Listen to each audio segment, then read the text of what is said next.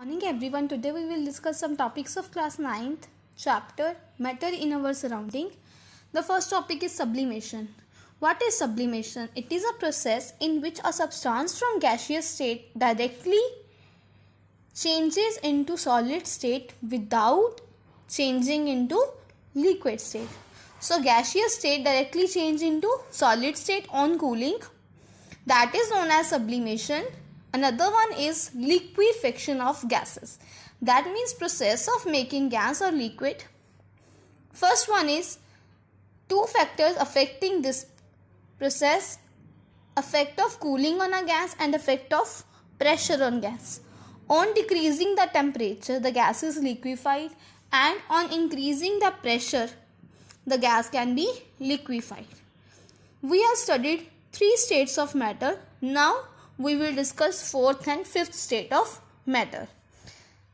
Plasma and BEC, that means Bose-Einstein condensation. Plasma, it is a fourth state of matter. It is consists of ionized gases, contains equal number of positively charged and negatively charged electrons.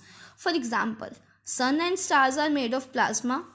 Almost 99% of universe made of plasma. The next one is BEC, Bose-Einstein condensation. It is a fifth state of matter. It consists of atoms or particles that are chilled, that means cooled to super lower energy, so that particle contain very low energy. Our next topic is evaporation, the process of changing liquid into vapor state, that is known as evaporation. Evaporation is a surface phenomena. It occurs on the surface. Kinetic energy is directly proportional to temperature. As that means, as the kinetic energy increases, temperature also increases, or as the temperature decreases, kinetic energy of molecules also decreases. Some are the factors which affecting the evaporation. These factors are given here. First one is surface area, temperature of liquid, humidity, wind speed. Surface area, how it affects?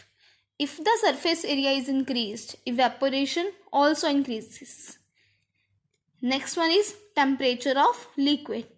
As the rate of evaporation increases with increase in temperature, that means as we increase the temperature, the rate of evaporation also increases.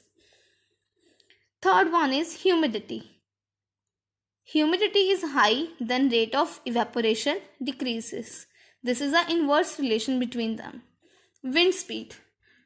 With increase in speed, the rate of evaporation also increase.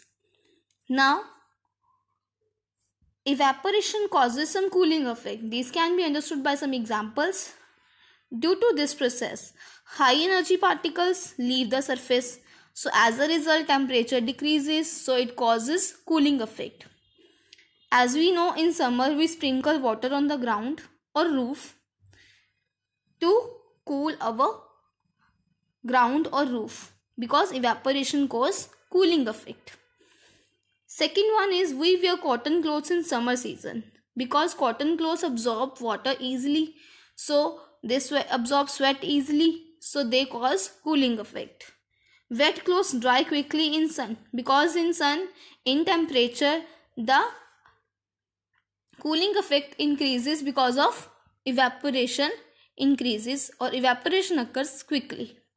Last one is water stored in earthen pot, matka. Earthen pot is matka. That in summer becomes cooled. This is because the water stored and therefore the temperature of water kept in earthen pot decreases. So water stored becomes cool.